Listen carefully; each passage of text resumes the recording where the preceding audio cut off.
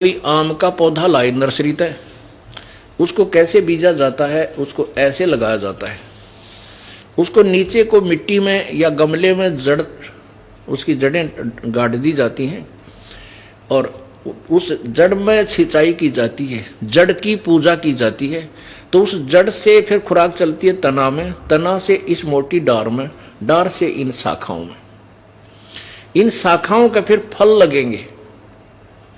ये देवी देवता है। अक्षर पुरुष एक पेड़ है, ये समझो इसको एक अक्षर पुरुष, ये पूरा बाहर दिखाई देता है, इसको एक पेड़ बोलते हैं। इस पेड़ का जो तना है ये अक्षर पुरुष है, परब्रह्म है, और ये मोटी डार निकली, ये क्षर पुरुष यानी ब्रह्म है।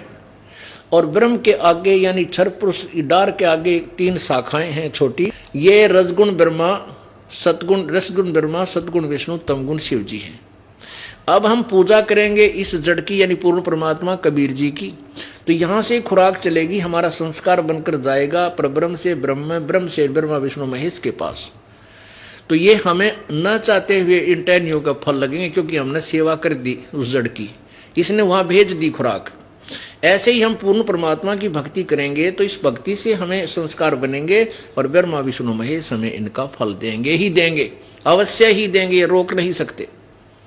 अब हम इन देवी देवताओं के विरोधी नहीं हैं, लेकिन हम क्या कर रहे हैं, हम इस चीज के विरोधी हैं कि आपने संसार रूपी पौधे को, आम के पौधे को उल्टा बीज दिया, भक्ति रूपी पौधे को। आप टहनियों को तो नीचे जमीन में गाड़ ली, इनकी पूजा शुरू कर दी, जड़ छोड़ दी, जड़ ऊपर कर दी। आपका भक्ति रूपी पौधा नष्ट हो रहा है, ये सफल नहीं होगा। अब दास ये कहता है कि आप केवल ऐसे करो, ऐसे कर लो इसको, बस दैट्स ऑल।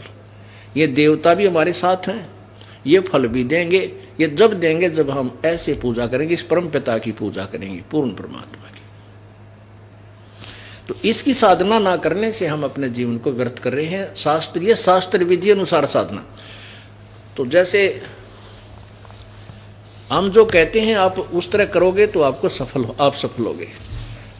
हम कहते हैं देवी देवताओं की पूजा ना करके पूर्ण परमात्मा की भक्ति करो जिससे तुम्हें लाभ हो, यानी इस भक्ति रूपी इस पौधे को आप सीधा बीजो। परमात्मा कहते हैं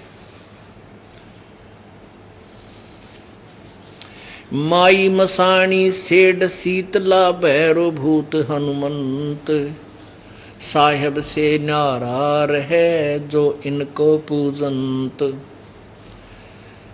परमात्मा क्या कहते हैं कि जो इन शीतला माता की, अन्य माताओं की और ये भैरव भूत हनुमान आदि की जो पूजा करते हैं, इनसे भगवान 100 कोस होता है।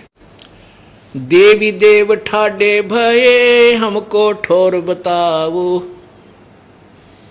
कबीर परमेश्वर कहते हैं जो मेरी शरण में आ जाता है, फिर ये देवी देवता मेरे पास आते हैं कि जो आपकी पूजा कर रहे हैं वो हमें नहीं पूछ रहे हैं, हमारी पूजाएं नहीं कर रहे हैं, हमें ठोर बताओ हम कहाँ जाएं। कबीर परमेश्वर उनको कहता है कि जो मुझको पूजे नहीं उनको लूटो खाओ।